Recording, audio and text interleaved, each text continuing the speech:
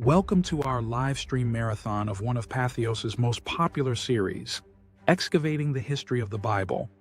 Tonight, we're taking a look back at the episodes that dig deep into archaeology and the biblical world, pot shards, inscriptions, and city walls that bring ancient stories into sharper focus. Settle in for a binge-worthy journey through the landscapes, artifacts, and people who shaped the Bible's history. Let's begin with Episode 1, Introduction to Biblical Archaeology.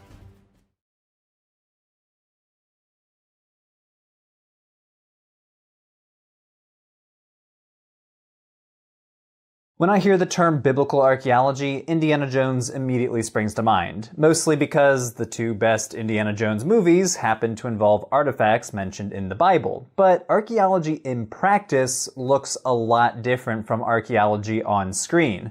There are no booby-trapped boulders or bombs. Instead, most archaeologists spend their time at libraries, labs, and archaeological sites, where they sift through material remains to reveal how people lived, worked, ate, socialized, and worshipped. And when it comes to biblical archaeology, well, that opens up a whole new set of issues. See, archaeology is the study of material remains, and the Bible, obviously, is a text. In the family of archaeology, a lot of professionals view biblical archaeology as an odd sibling because it's a field that allows a text to set the agenda, allows a text to set the questions we ask of the material data. However, as the archaeologist Aaron Brody argues, archaeology is notoriously bad at answering questions related to short-term or political history.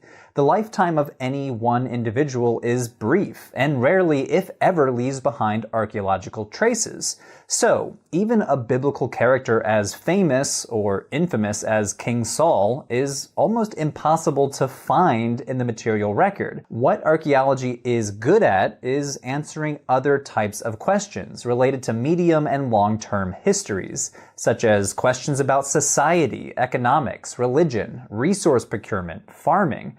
From excavations at these sites, researchers can piece together information about a bunch of different aspects of daily life, such as how did they manufacture their pottery, who did they trade with, what crops did they farm, what animals did they domesticate, what did their houses look like. Topics rarely covered in biblical texts. Archaeology is less equipped to detail the sort of exciting stories we see in the Bible.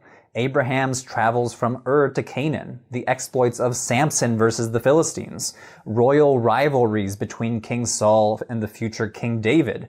For that information, we have to disentangle the texts and textual layers preserved in the Hebrew Bible, texts that are often written centuries after the events they describe. In this series, we will examine what archaeology reveals about the cultures mentioned in the Bible. And while we'll discuss the biblical text when it's relevant, I want to focus primarily on the material evidence. But first, we have to look at the discipline's earliest explorers, whose discoveries, methods, and theories forever changed the way we think about the Bible. Let's start with someone that many consider to be the father of biblical archaeology, the 19th century biblical scholar and minister Edward Robinson.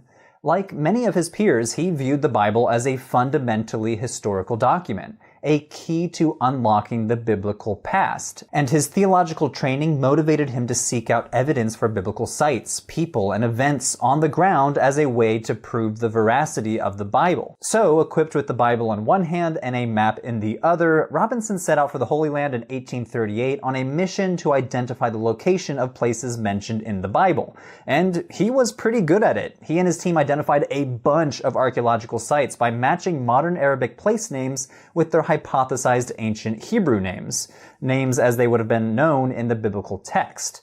A famous example is the town that in Arabic is called Beitin, which Robinson identified as Bethel or Beit El in Hebrew, where the patriarch Jacob famously saw a vision of God and angels in the book of Genesis. In both of these closely related Semitic languages, the place names share the linguistic root Beit, meaning house. Robinson was also an expert map maker, and using modern scientific methods of survey to map the Holy Land, he helped to professionalize the emerging field of what was then called biblical geography. Equipped with his surveying tools and Bible, he and his team eventually identified around 100 biblical places. Robinson was not alone in his methods of tracking down ancient places using a text as his guide. The German explorer Heinrich Schliemann wanted to identify ancient Greek places mentioned in the works of Homer, and with the Iliad in one hand and his shovel in the other, Schliemann went on a self-appointed quest to dig up the famous city of Troy. However, while Schliemann would always have been faced with the potential that Troy was a mythical place from Homer's imagination, early Holy Land theologian explorers like Robinson understood the Bible as beyond question. Although Robinson was pretty successful, he did miss some of the major biblical towns, including Joshua's Jericho and Lachish, the site of a famous battle between King Hezekiah's forces and the Assyrians. Unlike the example of Bethel, the modern Arabic names of these places did not bear any resemblance to their biblical Hebrew counterparts. He failed to identify these famous biblical cities because he did not understand the phenomenon of tells. The ruins of long-lived ancient settlements often appear today in the shape of tall mounds or hills that in Arabic and Hebrew are called tells. Remember, Robinson was living during the infancy of archaeology as a modern academic discipline, and some of the basic principles that archaeologists now take for granted were not yet established. One of these tenets is the principle of superposition, which sounds pretty fancy, but it's a really simple idea. This principle holds that in any accumulation of stuff, the layers at the bottom are the oldest, with each layer progressively younger in ascending order toward the top. So think of tells as a layer cake in the shape of a tall trapezoid-shaped mound. As humans live in one place, century after century, the material remains of daily life build up layer on top of layer.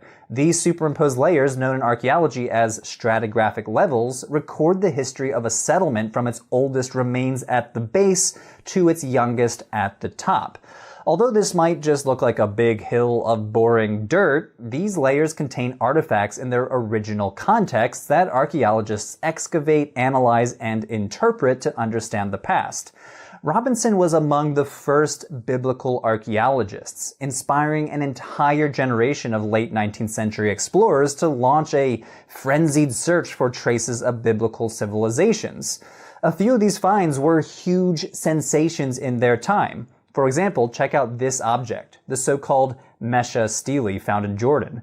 This stone inscription, which dates to the 9th century BCE, is written in Moabite, an ancient Semitic language of the Iron Age people of the land of Moab mentioned in the Hebrew Bible. And what was so special about the inscription? Well, the inscription records the accomplishments and defeats of King Mesha of Moab, including a reference to Moab's subjugation at the hands of Omri, king of Israel, the very same king mentioned in the Hebrew Bible. So, by naming an entity called Israel and its king as Omri, the Mesha stele confirmed the existence of an Israelite king who reigned in the 800s BCE.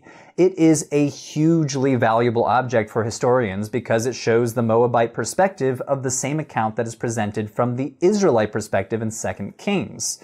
The discovery of the Mesha stele in the 1800s sent shockwaves through the field of biblical studies. Biblical scholars viewed it as a smoking gun for the veracity of the Bible, an extra-biblical source that confirmed a historical event in the Bible. But not so fast. There's a flip side to exciting discoveries like this: archaeology's potential to contradict the biblical text. If it could prove the text, archaeology could also challenge it and raise questions about the historicity of the Bible. As gaps between the text and archaeology came to light, archaeologists began to question a Bible-centric approach to their research. Yes, Robinson's legacy still looms large in the fields of biblical studies and biblical archaeology, but today's archaeologists are less interested in proving the stories of the Bible and more interested in understanding the context of the biblical world. Many scholars have turned toward new approaches rooted in anthropology, motivated to understand broader social and historical questions that relate little, if at all, to the Bible. Let's start with how archaeologists identify and excavate archaeological sites. While excavation is probably the most famous archaeological practice, archaeologists need to identify sites to dig up in the first place. This is done in a bunch of different ways, but archaeological survey is the most well-known. Because we're dealing with thousands of years of history, ancient settlements might be covered by modern construction or be buried deep underground by centuries of accumulated remains, such as layers of trash, debris, and natural buildup of sediment from erosion and water. In order to identify these sites, archaeologists conduct pedestrian surveys, which involves teams of archaeologists walking across open terrain collecting archaeological finds from the surface. They also conduct aerial surveys, using visual and multispectral imaging from drones and satellites, and geophysical survey methods, such as ground-penetrating radar and magnetometry, both of which can help an archaeologist figure out what might lie buried underground. Once an area of ancient remains is identified, the next step is excavation. Excavation involves digging targeted areas with the goal of finding out the basic history of the site through analyzing its stratigraphy, meaning the site's superimposed layers that I mentioned earlier.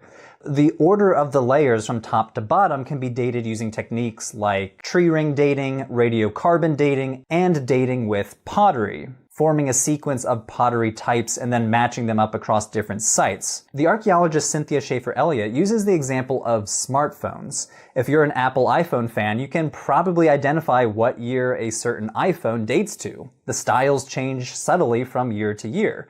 In the same way, archaeologists can date pieces of pottery based on style or material. Together, this evidence enables archaeologists to determine when, for how long, by whom, and how a site was used. Was it used for habitation, trash, industrial activities, food processing, farming, storage, burial, or many other possibilities? The next step is analyzing the finds that are actually collected during excavation. We humans leave behind a lot of stuff. I often think about how plastics will be an important artifact for future archaeologists to understand life in the 21st century, because a plastic object can take hundreds and hundreds of years to decompose in a landfill.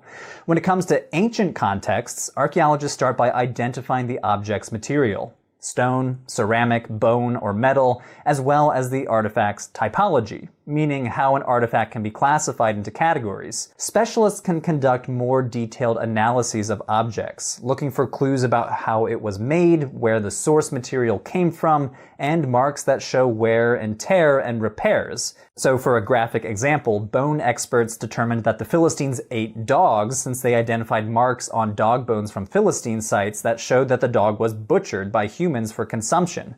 At the cutting edge is microarchaeology, the study of archaeological remains at the microscopic level. Microarchaeology has helped us reconstruct the diets of ancient people in particular. Paleobotany involves identifying preserved plant remains, often in the form of charred seeds and pits. This information tells us what plants people were farming, foraging, and eating, or what plants they were using as material for crafting or clothing. Other techniques try to reveal new insights on the chemical level. So one example would be residue analysis, which is a way of identifying what organic materials a vessel may have contained. The idea is that stable molecules like fatty acids seep into the pores of the clay and are preserved for centuries. These molecules are extracted and analyzed to determine what materials that vessel must have contained. So, for example, at the site of Tel Megiddo, a recent residue analysis of a juglet from the Middle Bronze Age found the world's earliest known use of vanillin, the main aromatic and flavor compound in vanilla. The study turned previous research on vanilla on its head. So archaeologists used to think that vanilla was first domesticated by the Aztecs in the 1300s. But this new evidence instead changed everything. Vanilla must have first been domesticated 3,000 years earlier and halfway across the globe in Southwest Asia. These are just a few examples of the potential of archaeology to change the narrative of history, pushing the boundaries of current knowledge of ancient peoples and challenging the status quo of biblical history. Over the course of this series, we'll examine different topics related to the Bible. In some cases, like the Canaanites and the Philistines, the Bible tells us so little that archaeology gives these people groups a new voice for the first time in centuries. We'll be starting in the Middle to Late Bronze Age, so stay tuned for Episode 2, The Canaanites. Hey everyone, that was Episode 1 of a new series that I'm producing in collaboration with Patheos. It's called Excavating the History of the Bible. You can watch episode 2 right now, so just head on over to Patheos' brand new YouTube channel. You can subscribe and follow the whole series as we launch each episode weekly. Topics will include who were the Canaanites, where did the Israelites come from, who were the Philistines, examining the cultures and places mentioned in the Bible from an anthropological and archaeological perspective. So each and every episode is written by an archaeologist or a biblical scholar, so special thanks to all the awesome people down in the credits below. I could not have made this series without their help. So head on over to Patheos' YouTube channel to watch episode 2, Who Were the Canaanites?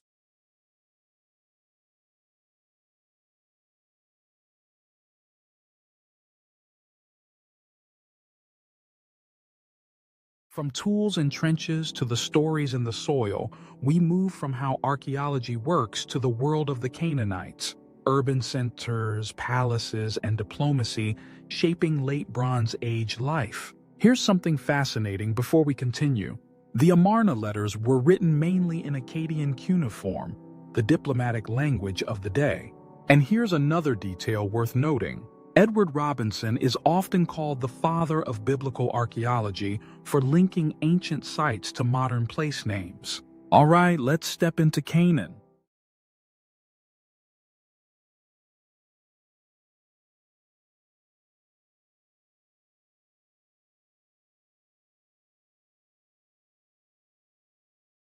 There are a lot of ites in the Bible. The Israelites, the Amalekites, the Moabites, the Hittites, but among the ones to receive the worst reputation are the Canaanites. The Bible doesn't say too much about the Canaanites, but the main narrative comes from the book of Joshua.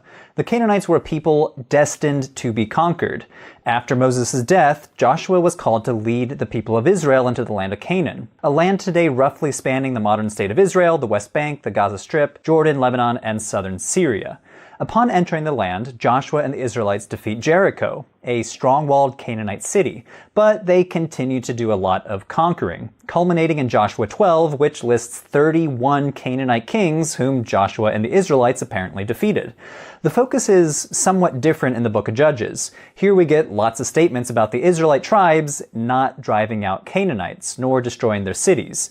The focus is very much on the Israelites as God's chosen people, and the Canaanites as conquered peoples that continue to infiltrate the Israelites and lead them astray. But let's set aside Joshua and Judges for a moment as we turn to the archaeological evidence to answer the question, who were the Canaanites, and what happened to them? Archaeologists view the Canaanites as the main population and native cultural group of the Bronze Age in this region before the appearance of the Israelites. And as we'll see from the archaeology, the Canaanites lived in big cities, worshipped in big temples, and survived under the thumb of the Egyptian Empire. Let's focus in on the 1300s BCE. Canaan during the Late Bronze Age. This was a region on the edge of Egyptian imperial control. Though not a significant center of power, Canaan played a crucial role as a cultural and commercial crossroads. See, there were two major road systems, the coastal route and the King's Highway, that connected Egypt with Syria, Mesopotamia, and ultimately the whole Aegean world via the Mediterranean coast. Canaan sat at the heart of it all. These routes spurred the development of long-distance trade that financed some of the biggest cultural achievements of the Canaanites that we'll talk about, including their urban culture, their monumental architecture, palace bureaucracies, and their cult practice. I want to focus on the 1300s because we get a pretty clear snapshot of the political situation in Canaan during this time because of the Amarna letters, a huge cache of clay tablets discovered in Egypt dating to a few decades in the Late Bronze Age. Basically, they comprised an administrative archive. Of the almost 400 known tablets, a big percentage of them record correspondences between Egyptian officials and the kings of small city-states in Canaan. For example, a few letters are from the Canaanite king of Ashkelon, a coastal city known as a major trading center due to its location along the coastal road. Notice how servile and obsequious the Canaanite king is to the pharaoh. He calls the pharaoh my king, my lord, my god, and he calls himself your servant, the dirt at your feet, the groom of your horses. He promises to the pharaoh that he'll continue to guard Ashkelon in accordance with the command of the king. Another letter is from the king Abdi-Heba, from a city you might have heard before, Urushalim, or Jerusalem. King Abdi-Heba begs the pharaoh to send reinforcements as he skirmishes with other Canaanite city-states. Letters like these are important in reconstructing Canaanite society, as well as political, economic, and religious relations with the Egyptians. They clearly illustrate the tight Egyptian grip on the region. Canaanite kings were sending them tribute, acting as vassals of the Egyptian empire, and begging the Egyptian leaders to settle disputes. This control is also evident in just how much Egyptian stuff turns up in Bronze Age excavations in the region. For example, check out the city of Beit Shan, located a few kilometers south of the Sea of Galilee. On top of the Tell, archaeologists discovered an Egyptian administrative center, including an Egyptian temple, the house of an Egyptian governor, and Egyptian inscriptions. These remains suggest that a bunch of Egyptians must have been stationed at different Canaanite sites, serving both administrative and military functions despite the distance from the Egyptian heartland. Overall, the role of Egypt in the Late Bronze Age was not to colonize Canaan, but rather to administer the collection of tribute, to impose security arrangements, and enforce a semblance of order on the quarrelsome Canaanite rulers. The material evidence from Late Bronze Age Canaan provides an excellent case study for identifying political activities of a dominant and imperialistic Egyptian power. Another thing we learn from the Amarna letters is that the Canaanites were by and large an urban civilization. The region was basically a collection of city-states. The tablets mention approximately 20 of them. This includes Jerusalem, as well as lesser-known cities like Megiddo, Gezer, Hatzor, and Ashkelon, all major Canaanite cities that you can visit to this day. Many of them had impressive fortifications. For example, check out this huge gate at Ashkelon. Built mostly of brick and limestone, the gate is 15 meters long. This is some pretty impressive infrastructure for its time.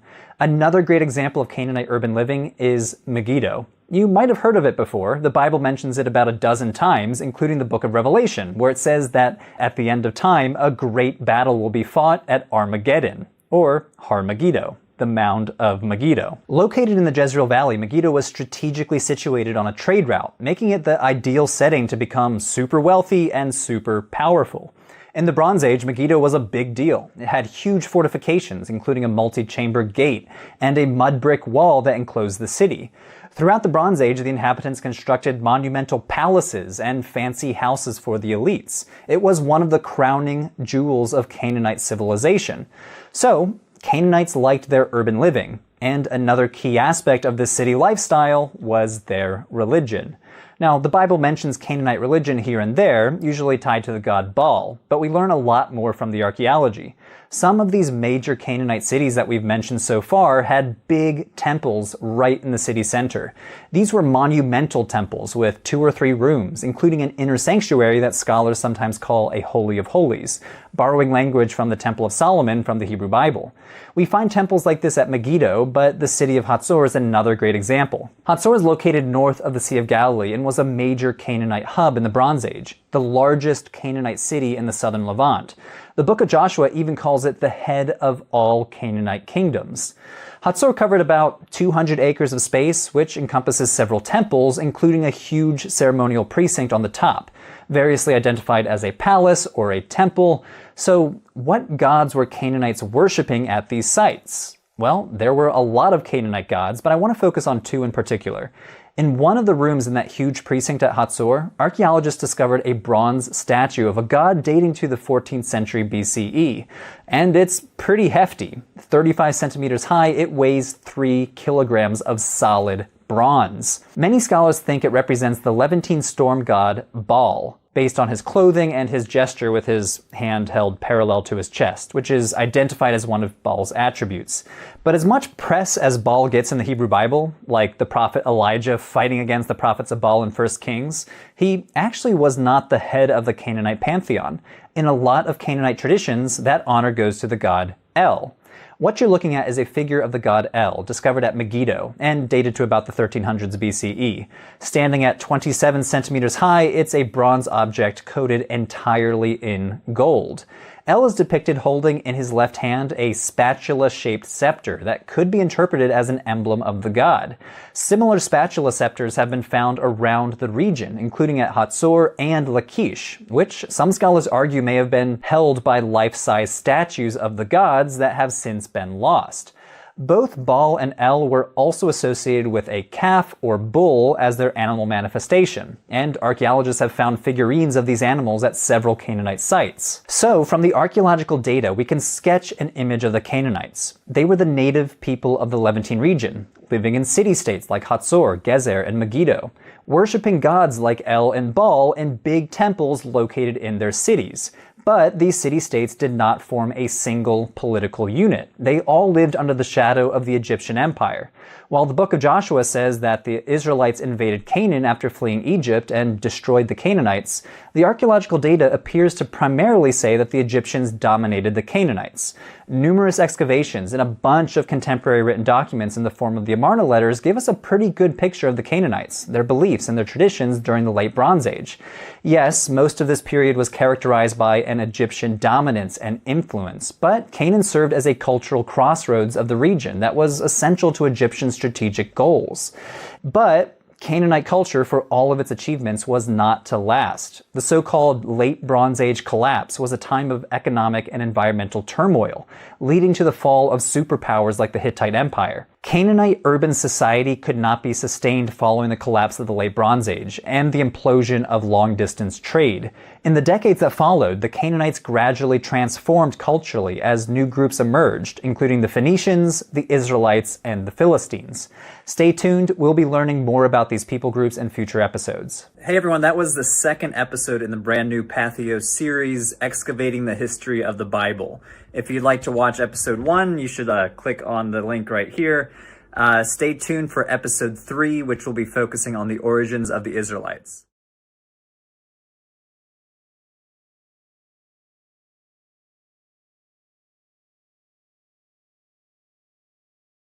Leaving Canaan's fortified cities, the story turns inland to the highlands, where early Israel emerges as a farming and pastoral society. Quick fact from the dig sites: the Merneptah stele, dated around 1208 BCE, is the earliest mention of Israel in the archaeological record. One more insight before we roll. Scholars caution that the Hebrew mentioned in the Amarna letters are not the same as the Hebrews. Let's head to the hill country.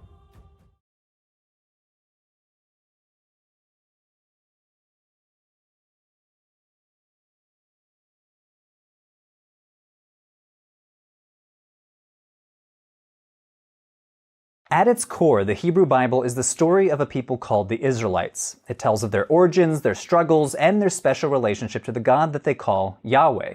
But who exactly are the Israelites and where did they come from?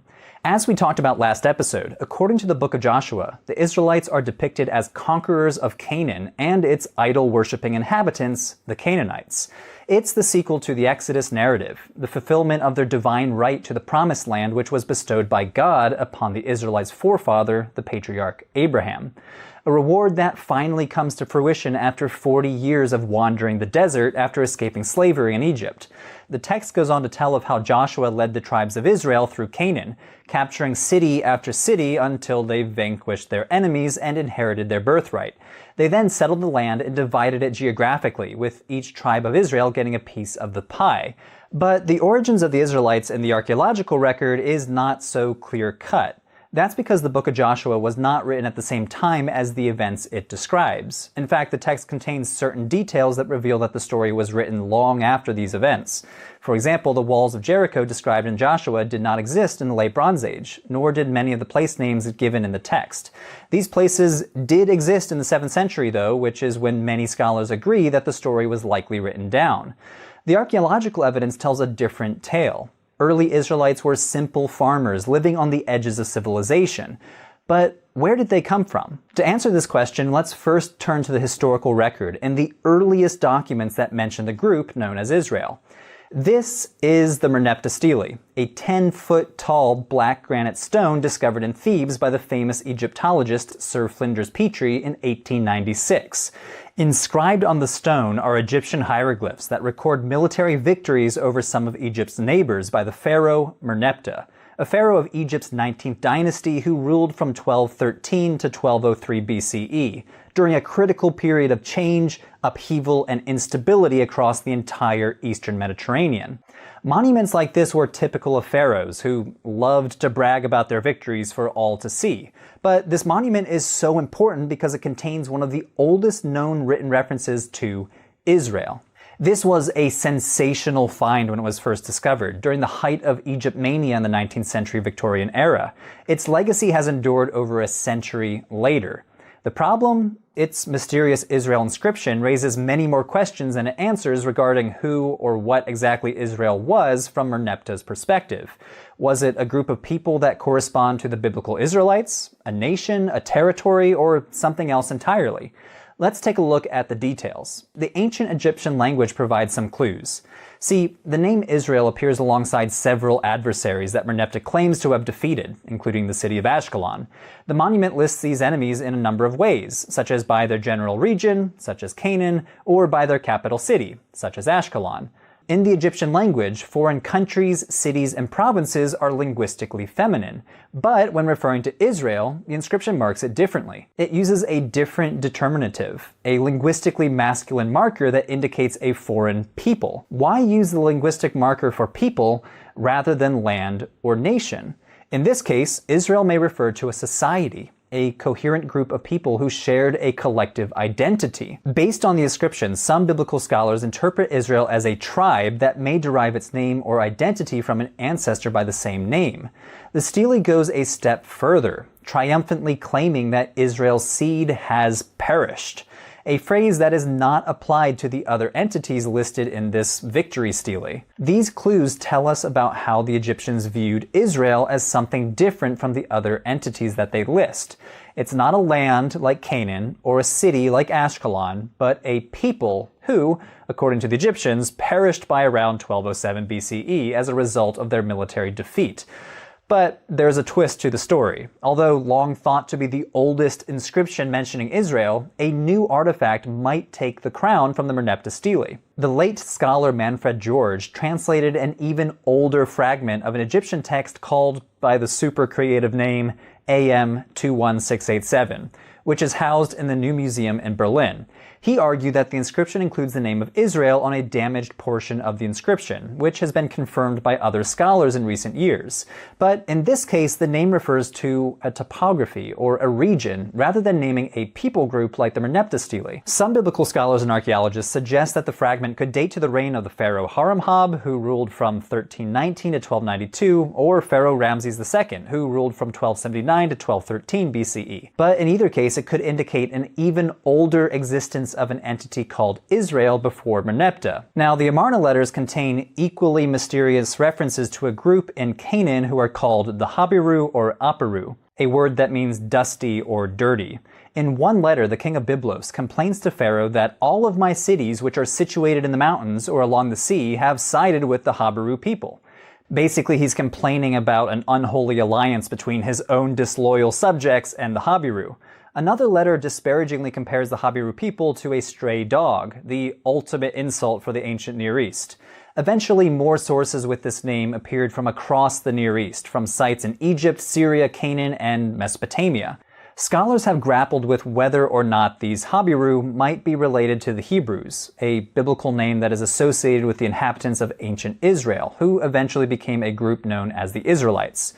So, who are these Habiru? The Amarna letters imply that the Habiru may have been a transient group who inhabited the hilly outskirts of major cities. There is some indication that they were low status and disrupted trade by raiding and plundering traveling merchants.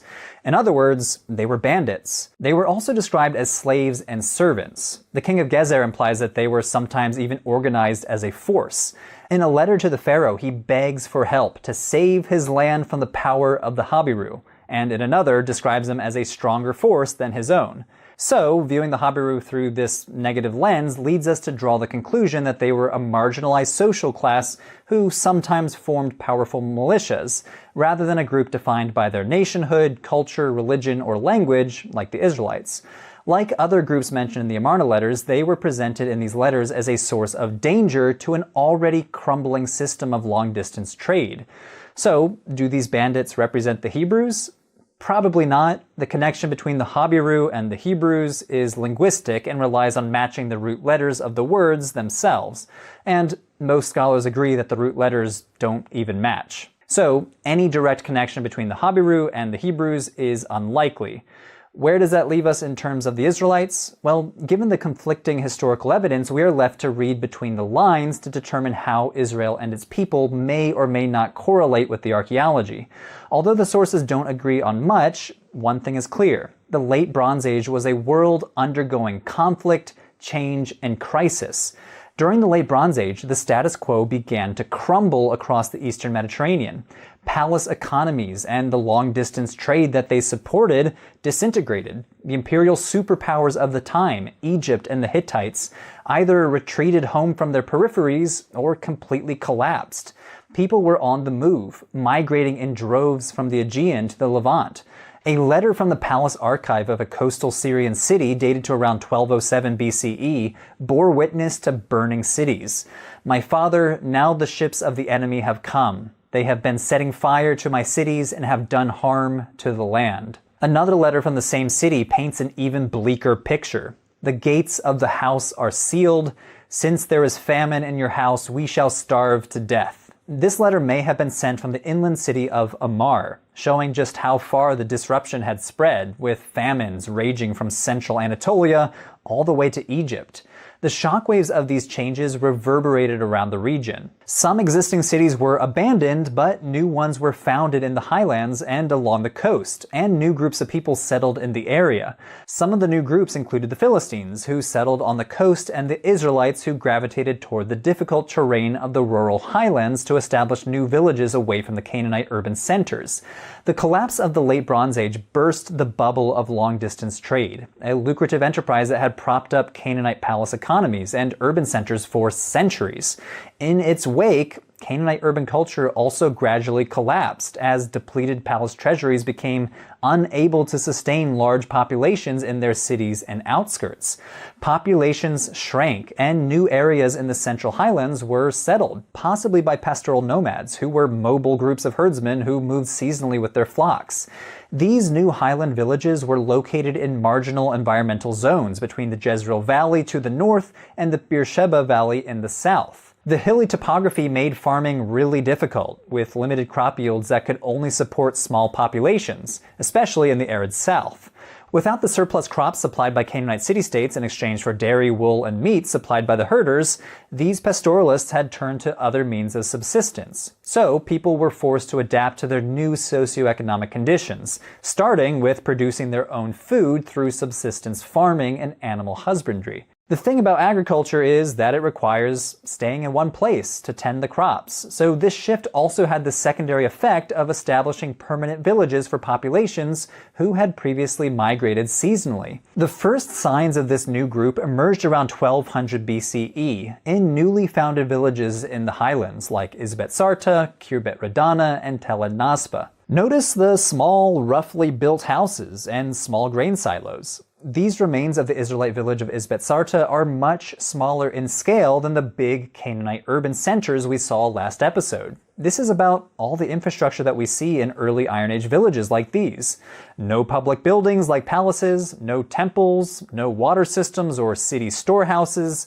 All of this would slowly appear again a few hundred years later. These remains tell us that the early Israelites appear to have lived a simple and egalitarian lifestyle of small-scale farming and herding. They shared living space, they shared labor, livestock, and silos for storing grain. From the 12th century through about the 8th century BCE, settlements that were scattered sparsely in the hills at first eventually grew to number in the hundreds as the Israelite population grew. They gradually formed a network of villages, towns, and fortified centers that transformed over time into important Israelite highland cities such as Shiloh, Bethel, and Jerusalem. So, the simplest explanation for the origins of the Israelites might be the closest to the mark. As scholars Israel Finkelstein and Neil Asher Silberman argue in their book, The Bible Unearthed, the emergence of early Israel was an outcome of the collapse of the Canaanite culture, not its cause. And most of the Israelites did not come from outside Canaan, they emerged from within it. How do we know that these settlements were uniquely Israelite? Well, these villagers developed new forms of material culture, such as the collar-rimmed jar, which is often used as a marker of Israelite identity. They also developed distinctive architecture, such as the pillared 3- or 4-room house. They appear to have adopted new dietary rules too, in part avoiding eating pigs. Finally, they developed new religious practice centered on the worship of the God of Israel. This explanation of a gradual transition from Canaanites to Israelites also helps to explain why vestiges of Canaanite culture endured among Israelite populations for centuries. The Israelites set up open-air cult sanctuaries on hilltops where worshippers would go to deposit religious figurines. Female figurines were especially popular and may have represented Asherah. Now, of course, the emergence of any people group is an incredibly complex process, and archaeologists continue to debate the origins of the Israelites.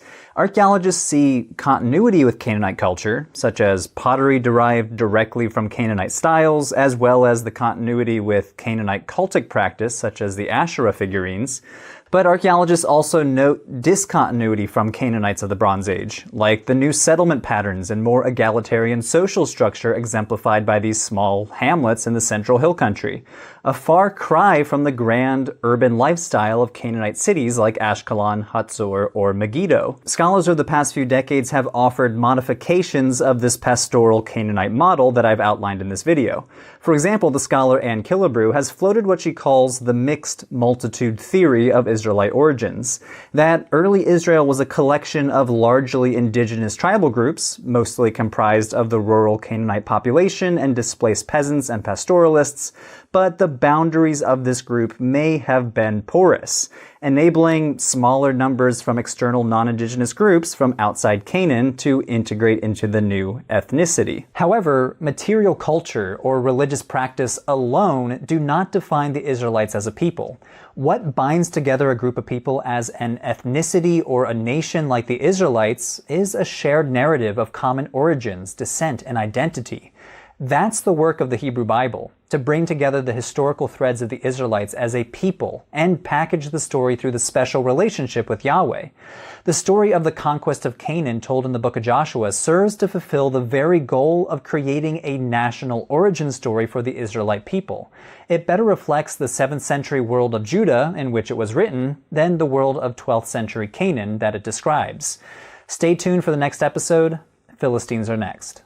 That was episode 3 of Patheos' new series, Excavating the History of the Bible, where we explore the world of the Bible through the lens of archaeology. Click on the playlist on screen to watch the first 2 episodes.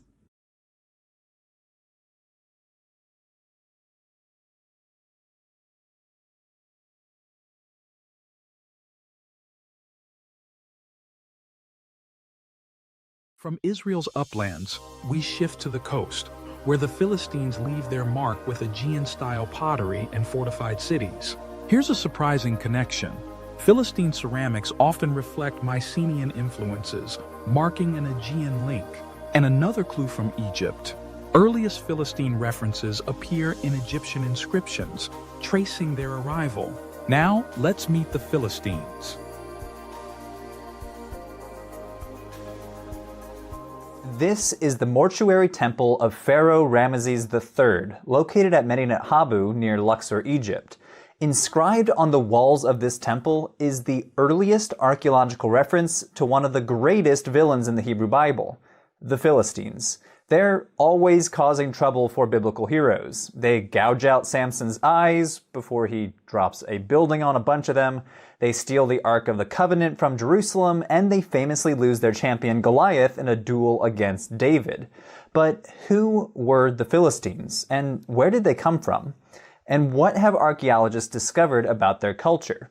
Let's turn back to those carvings on the walls of Medinet Habu. This inscription describes a series of attacks up and down the Levantine coast by a coalition of seafaring armies, culminating in an invasion of Egypt in the 1170s BCE. The inscription reads, "The foreign countries made a conspiracy in their islands. No land could stand before their arms. They were coming forward toward Egypt." The inscription then describes the distinct people groups attacking Egypt. Their confederation was the Peleset, the Tejeker, the Shekelesh, the Denian, and the Wesha. And here they are, at least according to the Egyptian artists. A bunch of foreign soldiers with nifty feathered headdresses and distinctly different features compared to the Egyptians. One section of the sculpture depicts Ramses III standing before a dramatic naval battle. Egyptian and invaders' boats crushed together, foreign soldiers falling overboard. Another section depicts the same feathered invaders carried off as prisoners. Scholars now call these people the Sea Peoples. They start appearing in Egyptian sources around 1400 BCE, and by 1100 they apparently were a huge thorn in the side of the Egyptians. A bunch of different primary sources from the New Kingdom period suggest that the Egyptian Empire frequently dealt with Sea People attacks. Now, throughout the 20th century, some scholars even blamed the Sea Peoples as the cause of the so-called Late Bronze Age collapse, an apparently widespread phenomenon when the Eastern Mediterranean region succumbed to a gradual process of political, economic, social, and cultural fragmentation. The superpowers of that time, the Hittite Empire and the Egyptians, were in crisis. The Hittite Empire itself dissolved entirely. Major cities in the Eastern Mediterranean either were destroyed or disappeared. International trade apparently dried up. The argument goes that the Sea Peoples were a primary cause. Invaders from Crete, Cyprus, mainland Greece, and even as far away as Sardinia, coming in and trashing the Levant. However, archaeologists in recent years have modified this Sea Peoples invasion narrative. As with any large-scale historical phenomenon, it's way too simplistic to blame a single cause. The Late Bronze Age collapse was a slow-moving phenomenon that took place over the course of a century or more. In fact, the Sea Peoples might have been victims of the Late Bronze Age collapse themselves, escaping from their homelands as refugees. As the archaeologist Eric Klein argues, we really shouldn't think of the Sea Peoples as waves of organized armies like the Crusades, but probably more like loosely or poorly organized groups. The Egyptian sources, like the mortuary temple of Ramses III, show that these groups apparently had women, children, household goods, and even livestock with them. This motley crew hardly resembles a menacing army. Taken as a whole, the archaeological evidence seems to indicate that some Sea Peoples may have settled the Eastern Mediterranean by force, but others peacefully. So, what does all of this have to do with the Philistines? Well, remember that list of Sea Peoples mentioned at Medinet Habu? Let's focus on the first one mentioned, the Peleset. Or, more accurately, since ancient Egyptian does not have vowels, the PLST.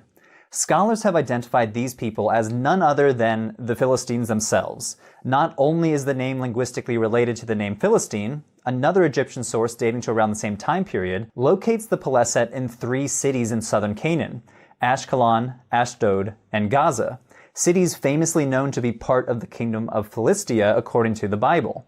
So, this is the general backstory of the Philistines. They were one of several so-called Sea Peoples, possibly with roots in the Aegean world, maybe Cyprus or possibly southern Anatolia, who migrated to southern Canaan around 1200 BCE, establishing a kingdom based around several major cities, including Ashkelon, Ashdod, Gaza, Gath, and Ekron. But what is the evidence for connecting the Philistines to Aegean cultures? Let's start with the pottery. Remember that pottery is a powerful tool that archaeologists use to date and identify ancient sites, kind of like how we could identify the decade a cell phone belongs to by how it's designed. Archaeologists can link pottery to certain cultures and centuries based on the pottery's style, material, and decorations. And when it comes to the Philistines, archaeologists have discovered Aegean-style pottery at Philistine cities. Check out this photograph. We're looking at an example of Mycenaean 3C pottery, discovered on the Aegean island of Kalymnos. Archaeologists have discovered similar examples in other Aegean sites on Cyprus and mainland Greece. Now, check this out. See any similarities? Light color, dark brown paint? Well, the first picture is an example of Mycenaean 3C pottery from a Greek island. The second example is Mycenaean 3C1 pottery, or more simply nicknamed Philistine monochrome. Yes, this vessel was discovered in the Philistine city of Ekron, so notice the crazy close similarities to Aegean-style pottery. And in fact, archaeologists have discovered Mycenaean 3C1 pottery all over Philistine cities dating to the early Iron Age period. And it was pretty common. At the city of Ekron, for example, Mycenaean 3C1 pottery accounts for somewhere between 40 to 50% of all pottery discovered that dates to the early 12th century. So, what does this tell us about the Philistines and their culture? Archaeologists in the 1970s theorized that the Philistines must have taken this pottery with them from their homelands in the Aegean, or Cyprus itself, when they migrated to their new land. But after studying the pottery using a chemical technique called neutron activation analysis, researchers discovered that these pots were not imports. They were locally produced, created from the same clay found in Philistia itself. In fact, clay with the same chemical fingerprint that we see in later Philistine styles, like Philistine bichrome pottery. So this leads scholars to conclude that the Philistines were making this pottery for themselves, using Aegean-style manufacturing technologies never before seen in the Levant, but not as mere imitators of the style, but as people who migrated to Philistia, carrying with them the technical know-how to continue these styles from a parent culture somewhere in the Aegean world. Here's another example. You're looking at a figurine called an Ashdoda figurine. Basically, she's a female figurine that some archaeologists identify as some sort of Philistine goddess, though in this case, half goddess, half offering table. Archaeologists have discovered similar figurines at major Philistine sites, including Ashkelon, Ashdod, and Ekron, dating to as early as the second half of the 12th century. Now, check out these figurines. Archaeologists call these psi figurines. Because of their elongated necks and raised arms, they look kind of like the Greek letter psi. The examples on the left were found in Greece, Crete, and Cyprus.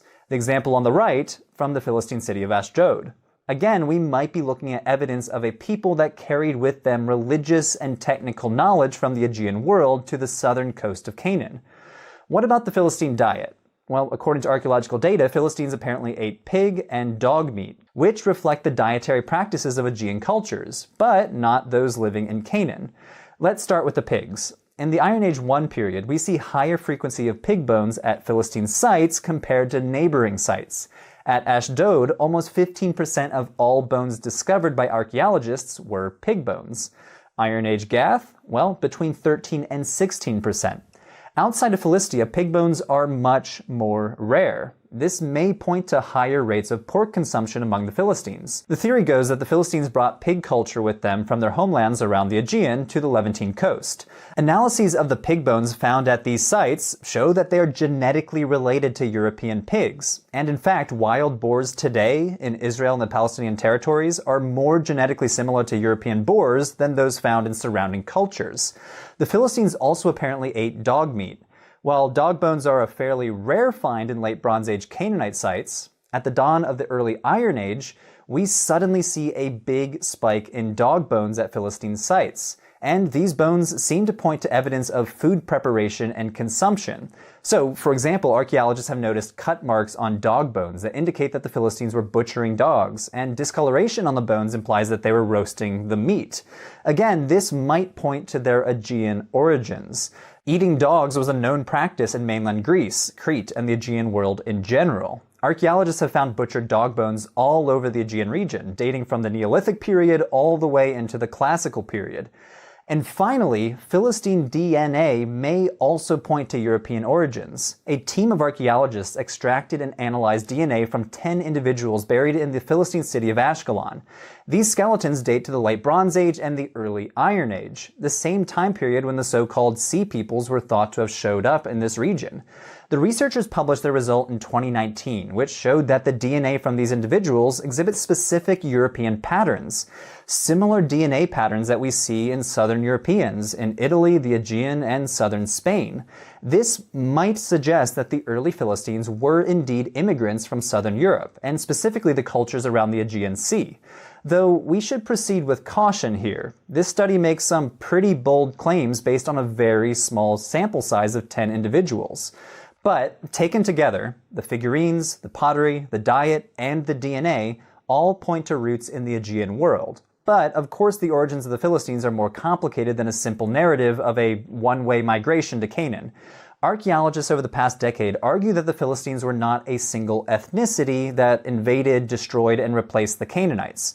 Rather, as the archaeologist Aaron Mayer argues, they appear to have been a multicultural people comprised of various groups deriving from the eastern and central Mediterranean that joined with local Canaanites to form a unique culture. He argues it is better to describe the Philistines as an entangled society. A society with Aegean roots, but entangled in Canaanite culture. Okay, so that's the archaeological data, but let's now return to the Bible, the textual sources. How does the biblical description of Philistines jibe with the archaeology? And more specifically, what does the Bible have against the Philistines? The Bible mentions the Philistines over 250 times, and from the book of Genesis to the book of Judges, and all the way up through the books of Samuel and Kings, the story is basically the same. Near constant tension between the Philistines and their neighbors. But was there really historical tension between the Philistines and the Israelites during the time periods that these books were thought to cover? These are tricky questions to answer because most biblical scholars today agree that the texts containing the most dramatic stories about the Philistines were composed or redacted centuries later, probably during the 7th or 6th centuries BCE. In other words, hundreds of years after the period that the famous stories of Samson or King David were thought to have happened. Because of this, scholars need to identify what parts of the Hebrew Bible preserve actual memories of Iron Age Philistia, and what parts reflect the political situation of later centuries. There are basically two sides of the argument. Israel Finkelstein, one of the most prominent archaeologists of this region over the past few decades, has argued that the biblical references to the Philistines do not contain any memory of early Iron Age events or cultural behavior.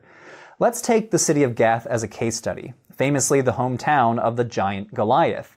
It is the most frequently mentioned Philistine city in the book of Samuel, and many of the battles between the Israelites and the Philistines take place east of the city. But decades of excavations in and around the site of Gath, also called Tel Asafi, have revealed no evidence of hostility between the Philistines and their neighbors to the east.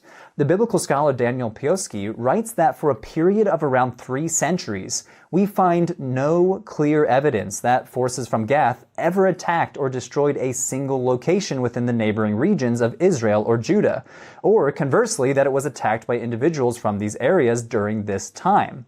In fact, the archaeological record seems to indicate the opposite was true, as there's evidence that Gath was actively engaging in economic and cultural exchange with its neighbors to the east. The Philistine religion is another possible example of archaeology telling a different story than the text. The Bible suggests that the main Philistine god was a male god named Dagon. But the most common religious paraphernalia that we find in Philistine sites are those female figurines that we mentioned earlier, and the mention of a female goddess on an inscription found in the Philistine city of Ekron, which suggests that the main god was a goddess, not Dagon. On the other side of the coin, some archaeologists and biblical scholars do argue that the stories about the Philistines in the books of Samuel or Kings might contain kernels of actual data about Iron Age Philistines. So, for example, the very fact that the Bible mentions Gath so often is interesting because while the city was one of the biggest cities around the 10th century, Gath apparently dwindled in importance in later periods. Excavations at Tel Asafi have demonstrated that the city was destroyed by fire in the 9th or 8th century and never fully recovered. So this leads the ancient historian Itamar Singer to argue that the Hebrew Bible includes at least a memory of Iron Age Philistia, even if the text includes some pretty obvious anachronisms. Overall, the Philistines are the subject of some of the most recent and cutting-edge archaeological studies. Archaeologists discovered a major Philistine cemetery only a few years ago. Their DNA has been sequenced in detail, but a lot of their culture and society remain a mystery to this day. If you'd like to learn more about the Philistines, I'm including a bibliography in the description below, as well as links to excavations at Tel Asafi, Ashkelon, and Ekron. Thanks for watching and stay tuned for the next episode. Hey everyone, that was episode 4 of Patheos' new series, Excavating the History of the Bible. Click on the link on screen to watch the first 3 episodes, and stay tuned for episode 5, Iron Age Jerusalem.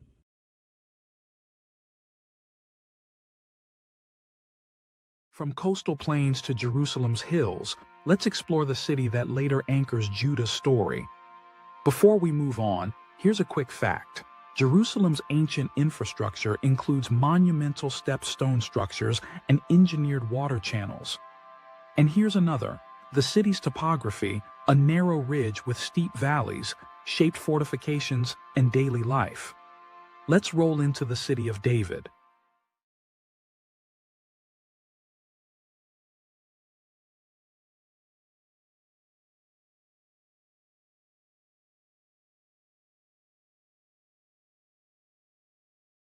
Looking at Jerusalem today, it would be easy to assume that the ancient city of the Canaanites, and later the Israelites, was originally located outside the old city walls that still dominate the skyline of the city today. But these walls, with their monumental gates and huge towers, are actually medieval. They date to the middle of the 16th century, built by the Sultan Suleiman the Magnificent soon after Jerusalem became part of the Ottoman Empire. Research from the last 150 years actually shows us that the earliest sections of Jerusalem sat outside of these walls. In this episode, we'll examine exactly where the biblical city was located and how it developed over time. Jerusalem is complicated, especially if you haven't been there. It sits in the middle of a mountain range about half a mile above sea level, surrounded by limestone hills and crisscrossed by deep valleys in between. A good way to think about Jerusalem is by thinking of two main lines of hills, one on the west, one on the east, with a valley in between each one. This is the main core of the city. The famous Dome of the Rock stands out on the eastern side, and the hill across from it is the Western Hill. You really can't see the central valley anymore because over time it has been filled with debris since antiquity. On the outside of the eastern and western hill lines, there are two deep and prominent valleys, the Hinnom Valley on the west and south, and the Kidron Valley on the east. So, where exactly was the earliest city of Jerusalem located? By examining the writings of 19th century explorers and the first modern maps of Jerusalem, it's clear that all scholars thought that the city of the Jebusites and David was founded on the western half of the city. You might remember the American scholar and explorer Edward Robinson mentioned in episode 1. He is one scholar among many who assumed that the biblical city of David was located here. Why did he think this? Well, for one thing, there are many place names on the western side of the city that echo early biblical memory. The best example of this is that the Western Hill itself is called Mount Zion, the very name of the stronghold that the Bible says that David conquered in 2 Samuel chapter 5. If that wasn't enough, the high tower that stands on the north side of Mount Zion, just inside today's Jaffa Gate, is named the Tower of David, and the traditional tomb of King David is also located on the Western Hill. Early modern scholars interpreted this as a claim that the city of David and Solomon must be on the Western Hill. Seems like a slam dunk, right? Not so fast. Remember, archaeology wasn't even in its infancy yet. By the time Robinson died in 1863, even the most basic of excavations had not been carried out in the city. What we today would call scientific archaeology did not begin in Jerusalem until the excavations by a British archaeologist named Kathleen Kenyon almost a century later. So there was no way to scientifically test the idea that David's city sat on the Western Hill. Excavations finally began in Jerusalem just after Robinson died, and the new data that started to emerge turned all of the theories upside down. Earliest Jerusalem was not on the Western Hill after all, but instead on the much lower, smaller, and less prominent southeastern ridge. Looking at the old city today, you would never guess that the city of biblical lore sat outside the monumental walls, and it would take several decades longer for this view to become the scholarly consensus. But over time, even more archaeological evidence eventually led all scholars to accept that the earliest Jerusalem was not where they once thought. So, why did ancient Jerusalem's first inhabitants establish the city on the small and less significant southeastern hill? There is probably a simple answer. At the foot of the eastern side of this hill bubbles the city's only regular source of fresh water, which is known in the Bible as the Gihon Spring. At this strategic spot, Jerusalem's inhabitants clustered near the spring and eventually built a city around it. Some of the earliest pottery in Jerusalem was found in this area. The first defensive walls of Jerusalem were built around the spring and its neighboring hill, a small ridge that plunges down from just underneath Al-Aqsa Mosque today. This ridge is surrounded by valleys on all three sides, making it easily defensible. However, Jerusalem remained vulnerable to its northern side, which has nearly always been the point of access for conquering armies throughout history. From the Babylonians to the Romans to the Crusaders, they all breached Jerusalem's walls from the north. Most scholars believe that the first textual references of Jerusalem comes from Egyptian execration texts, curses against rulers and their cities that were written down on clay figurines or pieces of pottery. The name of Jerusalem and its king, Yakar Amu, is recorded on one of these texts. We can also learn about late Bronze Age Jerusalem from the Amarna tablets, which we discussed in episodes 2 and 3. The Amarna tablets are a huge cache of tablets discovered in Egypt that record diplomatic correspondences between Canaanite kings and the Egyptian pharaohs. One group of them came from the ruler of Jerusalem himself, who was named Abdi-Heba. Altogether, we have 6 such letters from Jerusalem. They show that Jerusalem was a kind of localized city-state under control of the Egyptian Empire. So when we think about the fact that late Bronze Age Jerusalem must have had a centralized administration, a palace, a scribal school, and perhaps a city wall, it's kind of weird to learn that there are very few remains at all from this time period. Although we assume that the city roughly sat in the location of the earlier Middle Bronze Age, its overall character remains one of the biggest archaeological mysteries. So let's fast forward to the Iron Age when the Bible says that King David conquered the city. The story in 2 Samuel chapter 5 is confusing, and part of the text may even be missing. The story may have also been reshaped and redacted as it was handed down before later being set in the biblical canon that we know today. The story goes something like this. According to 2 Samuel, David appears to tell his army that in order to attack the Jebusite inhabitants of Jerusalem, his army needed to get up a water shaft. In the parallel story in 1 Chronicles chapter 11, it's David's commander Joab who attacks the Jebusites first. But there's a problem. Because the Hebrew word that refers to this water shaft is used only twice in the entire Bible, it's not exactly clear how to understand the term. Does it refer to a vertical shaft, a horizontal tunnel, or something else entirely? Now, this hasn't stopped some from suggesting that they know exactly where this water shaft was.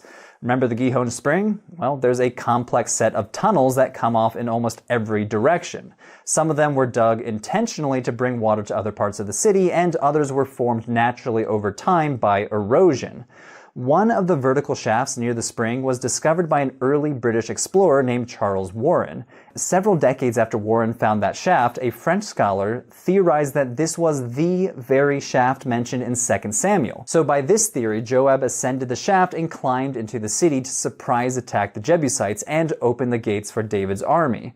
For almost a century, this theory was nearly universally accepted, and if you go there today, you will hear tour guides repeat the story again and again. However, later studies in the 1980s and the 1990s have shown conclusively that the top of the shaft was not yet exposed during the time of David. Had Joab or David climbed up to the top, they would have hit a dead end. There is another mention of a Jerusalem conquest in Judges by the tribe of Judah. Although it does not mention that the Judahites settled in the city, it does say that they captured it and set it on fire. It's hard to know if this represents only a temporary conquest of the city before it was retaken by the Jebusites, or a completely different literary tradition that explains how it fell into the hands of the Israelites. So, from the text and the archaeology, it's hard to understand how exactly Jerusalem became David's capital. 2 Samuel claims that David built a palace, fortified the city, and purchased the area where the temple would later be built by Solomon. But what can archaeology tell us about David, Solomon, and their building projects?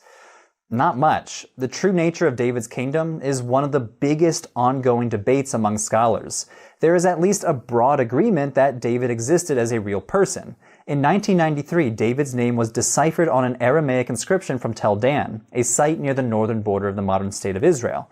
However, there are no known inscriptions that mention Solomon at all. So what about their building projects in Jerusalem? Well, the topographical setting of Jerusalem broadly fits the biblical description of each project, but few remains from the time of David and Solomon have ever been discovered. And nothing of Solomon's temple or his palace complex has come to light. And because today most of this area falls within a politically sensitive space, the Dome of the Rock Plaza called the Haram al-Sharif, it's unlikely that it will ever be excavated anytime soon. One archaeologist named Eilat Mazar has claimed to find the remains of King David's palace, just above the Gihon Spring, but very few archaeologists agree with her, because she has not been able to convincingly date the building she uncovered to David's time.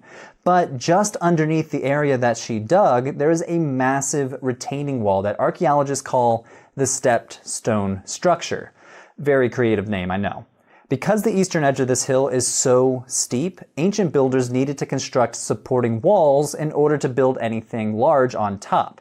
A structure this big must have supported big buildings on the crest of the hill, but archaeologists debate what it could have been. A Canaanite structure? David's palace? Another building altogether? Archaeologically, we really can't say one way or another. Ascertaining the date of the stepstone structure may help to date whatever buildings originally sat on top, but there are a few problems. First, the most recent major excavations of the retaining wall from the 1980s still have not been published. Second, scholars have very different opinions about when the structure was built, with some dating it to the end of the Late Bronze Age, which would make it Canaanite, and others to the Early Iron Age and others to the Iron Age II period. Moreover, excavations in this area remain hotly contested, as the area is part of the predominantly Palestinian neighborhood of Silwan. Pushes for new excavations in the area are thus frequently politically motivated and would disrupt the lives of the people living there today. So, scholars will continue to debate how the meager archaeological evidence related to Iron Age Jerusalem correlates to the grand city of David and Solomon described in the Bible. Does the lack of archaeological evidence for early Israelite Jerusalem mean that the Bible is just wrong about the details of David and Solomon's Jerusalem? Or was much of this early evidence destroyed by later building projects? Are we even digging in the right places? Only new data and further research can help us address these questions. Thanks for watching. That was the latest episode of Patheos' new series, Excavating the History of the Bible. Click on the playlist on screen to catch up on the whole series.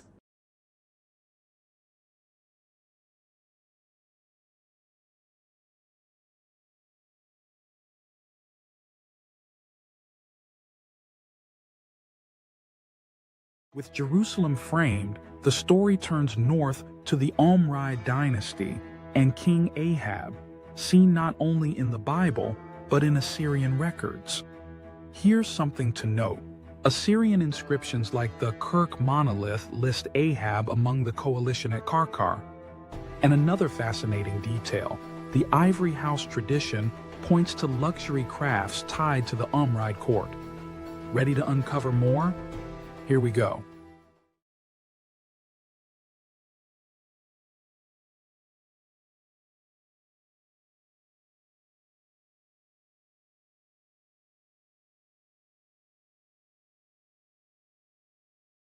King Ahab was a pretty bad guy, at least according to the Bible, famously doing evil in the sight of the Lord more than all who were before him. 1 Kings describes Ahab worshipping Canaanite gods like Baal and Asherah, as well as running into conflict with the prophet Elijah. But most notoriously of all, he marries the evil Tyrian princess Jezebel, who ruthlessly persecutes worshippers of Yahweh, purging his prophets from the lands of Israel. But who was Ahab? To answer this question, we're actually going to start with his dad, King Omri, a man who founded the Omride dynasty, a line of kings that ruled the northern kingdom of Israel for about 50 years. Omri himself receives little attention in the Bible, other than a short paragraph that he was the 6th king of Israel, that he moved the capital city to Samaria, and that he also sinned more than all those before him. This pretty much summarizes the Bible's view of the Omrides, shining a very unfavorable light on him and his lineage. The Omrides were a line of idol worshippers who angered the Lord, the God of Israel. Ahab, his son, died in battle, shot by an archer, while Jezebel was thrown to her death from the palace window at Jezreel, and her body eaten by dogs. The whole dynasty ends in ruin with the usurper Jehu killing Ahab's son at Jezreel, along with the rest of Ahab's remaining family. While the biblical text tells of the Omrides' evils, it doesn't tell the whole story. Archaeological evidence suggests that the Omride dynasty was one of the most powerful political entities in the whole region, reigning over an era of economic prosperity and territorial expansion, and marking a new chapter in the history of Israel. Let's start with Samaria, the new capital founded by King Omri. The site of Samaria, modern Sabastia, is located on a rocky hilltop in the Palestinian territory of the West Bank, around 65 kilometers north of Jerusalem. The Bible tells us that Omri bought the land and named the city he built, Samaria, after the land's previous owner. Excavations here have revealed that the site had been inhabited from the 11th century, but the earliest phase of monumental construction correspond to Omri's reign, dating to the early 9th century. Archaeologists discovered a huge palatial complex that they dubbed the Palace of Omri. It is absolutely massive, with foundations measuring approximately 55 by 40 meters. This palace is the largest monumental construction dating to the Iron Age in the Levant. Situated on the top of a hill, the location provided both a good vantage point of the plains below, as well as allowing for the palace to be visible for some distance, which must have advertised the Omride's strength. We also can see hints of their wealth and engineering skill. The walls were constructed using a technique called ashlar masonry, in which stones are cut into uniform shapes, then laid in horizontal layers. The blocks of stone used for the construction for the Palace of Omri were fit together so well that no mortar was needed. A bunch of ivory decorations were also discovered during the early excavations of the site, which may have been used to decorate furniture.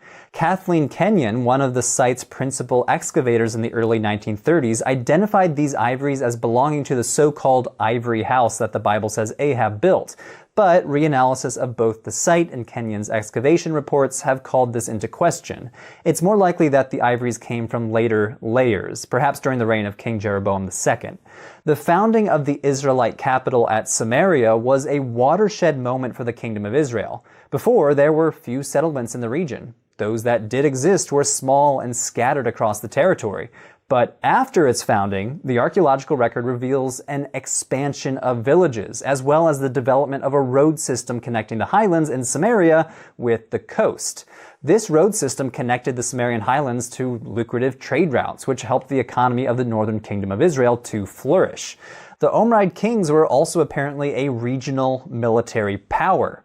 Let's return to the city of Megiddo as an example. As we talked about in episode 2, Megiddo was formerly a crowning jewel for the Canaanites. But now, a few hundred years later, it was a crowning jewel of the Omride dynasty.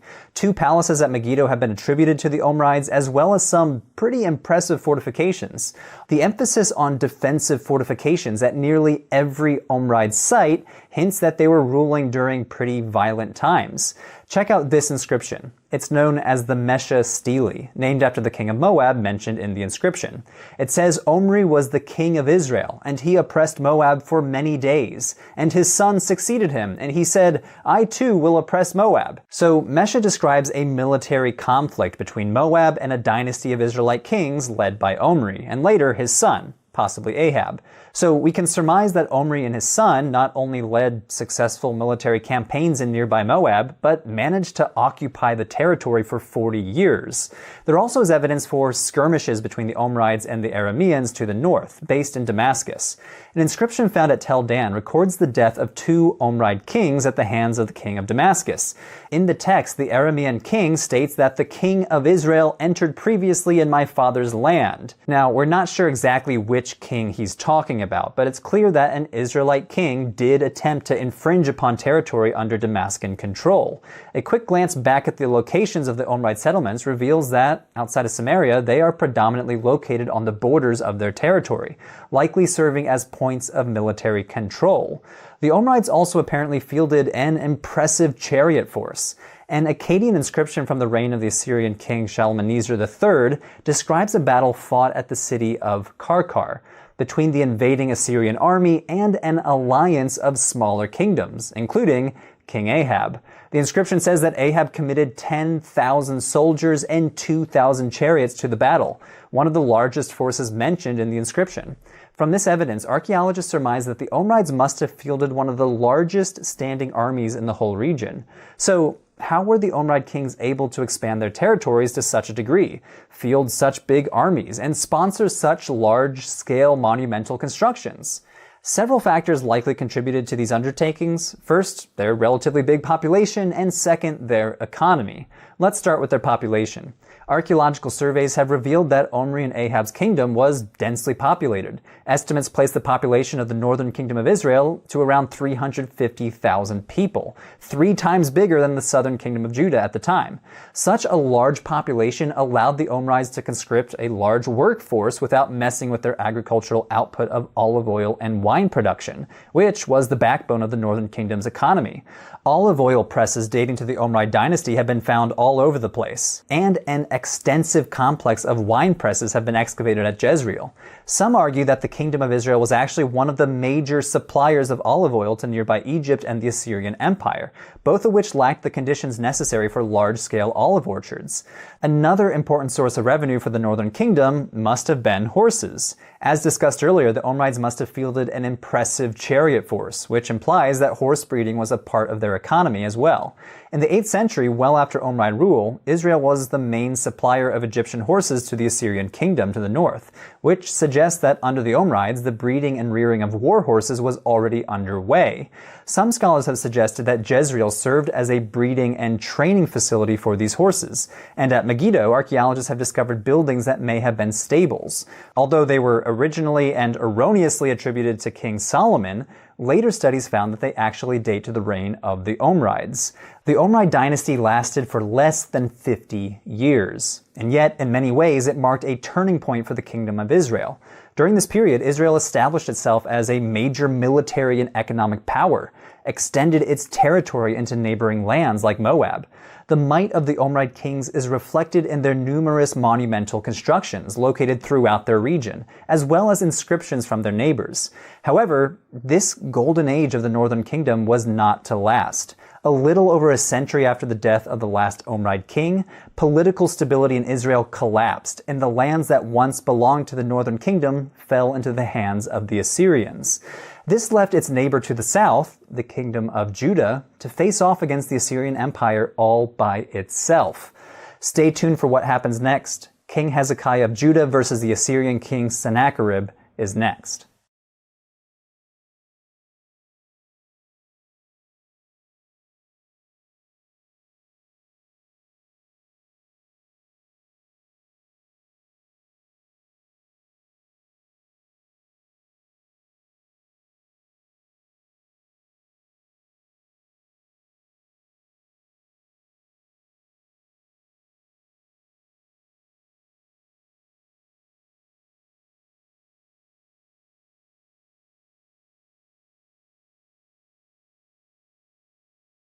From Ahab's alliances and ivory palaces, we turn to a moment of crisis, Judah bracing for Assyria's relentless advance.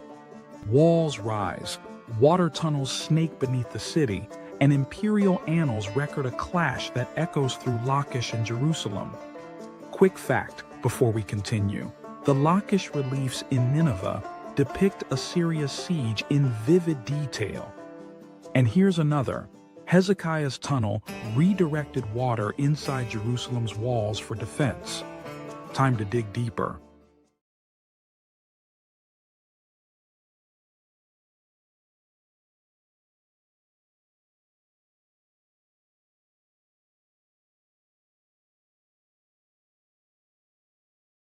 This is the so-called Taylor Prism. It is one of 3 known copies of an inscription recounting a campaign waged by the Neo-Assyrian king Sennacherib against the kingdom of Judah in 701 BCE. Things did not end well for the kingdom of Judah. It reads, "As for the king of Judah, Hezekiah, I besieged and captured 46 of his fortified cities. I took as plunder 200,150 people. As for Hezekiah, I shut him up like a caged bird in his royal city of Jerusalem." The Hebrew Bible remembers Hezekiah as one of the good kings of Judah. He destroyed pagan cultic centers and did what was right in the eyes of the Lord. 2 Kings 18:5 says that there was no one like him among all the kings of Judah after him, or among those who were before him. So, how did we get from Hezekiah, the unrivaled godly king of Judah, to Hezekiah, the caged bird, the defeated vassal to a regional superpower? To answer that, we need to dig into the archaeology of one of the most dramatic episodes in the history of Judah, the invasion of Sennacherib. First, some background of what scholars call the Neo-Assyrian Empire. After a period of decline, the Neo-Assyrian Empire went through a resurgence in the 8th century, when the king Tiglath-Pileser III, also called TP3, came to power. He began an internal restructuring of the empire that enabled the Assyrians to start expanding their territory once again, eventually conquering the little kingdoms in the Levant. In practice, the Assyrians appear to have instituted several types of rule. Sometimes they instituted provinces directly controlled by the Assyrian governors, but other times they allowed vassal states to be ruled by one of the locals, as long as they paid annual tribute. If the local population and local ruler were obedient, then the Assyrians were perfectly content to intervene as little as possible. But woe to you if you rebelled. The Assyrians also had official policies of forced deportations of conquered people and a reign by terror policy. The Assyrians were famous for gruesome displays of brutality against conquered people, including flaying, beheading, and sticking people on pikes. This is basically what happened to Judah's neighbor to the north, the northern kingdom of Israel. As a vassal state to the Assyrians, the northern kingdom of Israel was left in peace during the reign of Menahem, who loyally paid tribute. But after a series of kings refused to pay, the Assyrians retaliated, ultimately resulting in Shalmaneser V besieging the capital city of Samaria and overthrowing it. The Assyrians subsequently deported large numbers of local Israelites, replacing them with people from other parts of the empire. Many refugees must have fled south to Judah. And here we return to Sennacherib's campaign that caged Hezekiah like a bird in Jerusalem. How did it happen? Well, it was triggered by a similar decision made by the northern kingdom of Israel, refusing to pay tribute. By the time Sennacherib came to power, Judah had also already served as a vassal to Assyria since the reign of King Ahaz, Hezekiah's dad. But Hezekiah wanted to end that. Following the death of Sennacherib's father, Sargon II, Hezekiah stopped paying tribute beginning in 705 BCE. He seemed to be riding a wave of anti-Assyrian sentiment throughout the region, supported by Egypt and internal rivals in Sennacherib's empire. Sennacherib was ultimately forced to march on Judah in 701 BCE. Both the accounts in 2 Kings and the Sennacherib prisms report that Sennacherib conquered Judah's fortified cities, and the archaeological record seems to corroborate this. Let's focus on the city of Lachish as an example. Located south of Jerusalem, Lachish was, for centuries, a major Canaanite city, and later one of the major cities in the kingdom of Judah, second only in importance to Jerusalem. It was an administrative center and apparently a military hub as well. It was heavily fortified with a massive wall and an impressive 6-chambered gate. But this was not enough to save the city from Sennacherib. He marched against Lachish and utterly destroyed it. Evidence of this attack was left for archaeologists to discover thousands of years later. Sling stones and hundreds of arrowheads were discovered at the city wall. A mass grave of over 1,000 people, men, women, and children, was discovered nearby, as well as a siege ramp built by the Assyrians leading up to the city walls. Sennacherib and his army successfully battered through the wall. He must have been particularly proud of his victory because he memorialized the battle in a huge relief sculpture displayed on the walls of one of the rooms in his palace in Nineveh. 60 feet long and 9 feet high, this sculpture portrays in grim detail Sennacherib's victory at Lachish, giving us an unparalleled glimpse into the horrors of ancient Near Eastern warfare and the tactics of the Assyrian army, including their military technology. We see siege machines, almost like an ancient battle tank, being pushed up toward the walls of Lachish, perhaps depicting the very same siege ramp found at Tel Lachish today. Flaming torches fall around as the Judahites attempt to set the battering ram on fire. Assyrian archers aim their arrows upward against the defenders. Assyrian soldiers are depicted plunging a dagger into Judahite prisoners, while Sennacherib sits enthroned before the defeated army. Of course, this is all being filtered through the lens of Assyrian sculptors, employed by Sennacherib himself. This sculpture is, first and foremost, imperial propaganda, but there is no doubt it at least provides a glimpse into what went down at Lachish, the full-scale destruction and looting of the city. Sennacherib then turned his attention to Jerusalem, Hezekiah's royal city. With the threat of this level of destruction, there is some evidence that Hezekiah may have prepared the capital city for battle against the Assyrians. First, the construction of a large defensive wall known as the Broad Wall, and secondly, the construction of a tunnel that brought water from the Gihon Spring into the walls of Jerusalem, though there is some debate whether or not it was Hezekiah who instituted these building projects. The Broad Wall can still be seen in the Old City of Jerusalem today, and it's absolutely massive, 7 meters wide and built directly through domestic sites, possibly evidence it was built in a time of emergency, with construction workers just building straight through some people's houses. What about the tunnel? The Siloam Tunnel, also known as Hezekiah's Tunnel, stretches 533 meters hewn out of solid rock. It zigzags at crazy angles from the Gihon Spring to the Siloam Pool at the southern end of the city of David. Remember from episode 5 that the Gihon Spring is the only regular source of water for Jerusalem, and may have been the very reason why the earliest inhabitants of the city, thousands of years ago, started a city there in the first place. This tunnel allowed for the inhabitants of Jerusalem to stay inside the city walls to gather water during a siege, while keeping attackers from having an easy access to the water themselves. An inscription discovered inside the tunnel documents the moment when the workers digging the tunnel met. The inscription reads, "And this is the story of the tunnel. While the axes were against each other, and while 3 cubits were left to cut, the voice of a man called to his counterpart. And on the day of the tunnel being finished, the stonecutters struck each man toward his counterpart, axe against axe, and water flowed from the source to the pool for 1,200 cubits." Based on this inscription, 2 groups of workers apparently started at different ends, working towards one another until they met in the middle. The Hebrew Bible mentions Hezekiah building waterworks on several occasions. For example, 2 Kings 20:20 says Hezekiah made the pool and the tunnel by which he brought water into the city.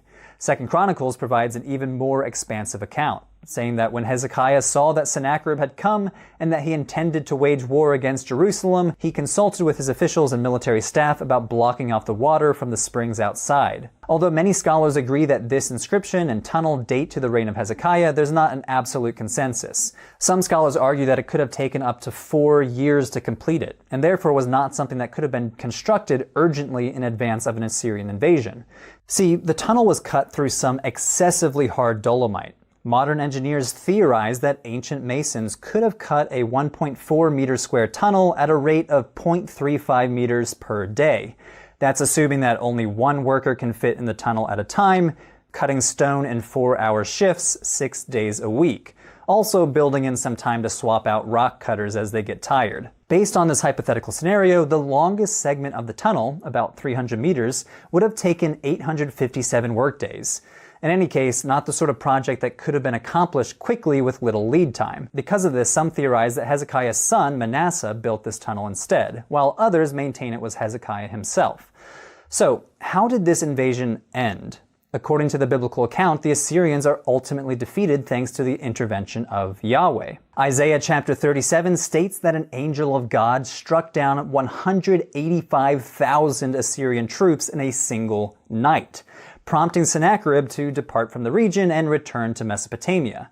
Although we should not expect the Assyrians to record such a massive loss for their own propagandistic aims, there's good reason to believe that the Assyrians departed simply because Hezekiah agreed to start paying tribute yet again. As far as we can tell from the archaeological record, the Assyrians achieved total victory. The region around Lachish was depopulated and seems to have never fully recovered. The majority of the kingdom of Judah was left in ruins. Only Jerusalem and its immediate surroundings were spared. Hezekiah was again forced to pay a heavy tribute to the Assyrians, and the kingdom of Judah limped along as a vassal to Assyria. Ultimately, this campaign is a pivotal moment within the history of Judah and the Hebrew Bible. The Bible portrays King Hezekiah as a hero, standing up against the mighty Assyrians. This perspective hinges mostly on the biblical perception that Hezekiah was a devoutly religious king. The Bible recounts Hezekiah's efforts to centralize the worship of Yahweh in Jerusalem, while also destroying the religious sites of competing gods. Hezekiah's defiance against the Assyrians is also characterized as a religious act, with 2 Kings 18 and 19 and Isaiah 31 noting that Hezekiah relied on God to save Judah from Assyrian might. While the Hebrew Bible does acknowledge that Sennacherib campaigned throughout Judah, it emphasizes that Jerusalem is saved through the actions of Hezekiah and his reliance on Yahweh. But as we see in the archaeology around Lachish and the Sennacherib prisms, the events at the end of the 8th century BCE were so catastrophic that Hezekiah remained loyal to the Assyrians for the remainder of his reign.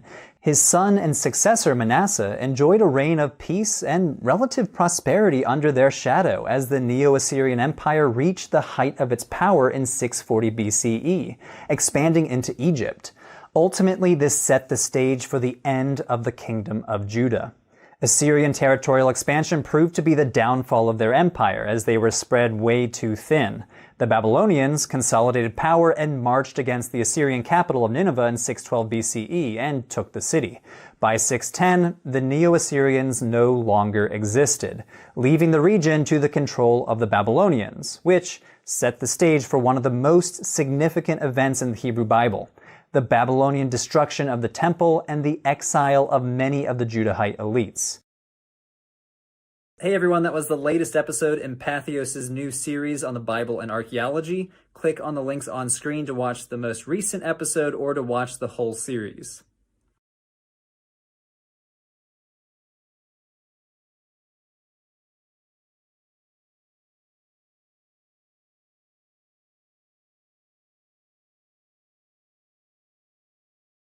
After siege and survival, the spotlight shifts to reform. King Josiah steps onto the stage with sweeping changes, text rediscovered, altars dismantled, and a kingdom reshaped by covenant and conviction. Here's something interesting. A book of the law becomes central to Josiah's program of reform. And another insight: Josiah's reign coincides with major geopolitical shifts in the Near East. Let's jump into the next chapter.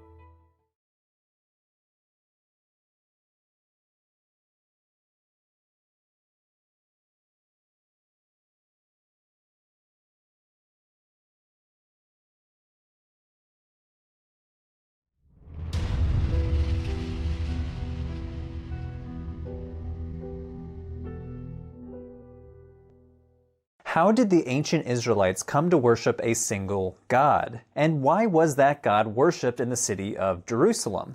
The life of a particular child king may hold the answer: King Josiah.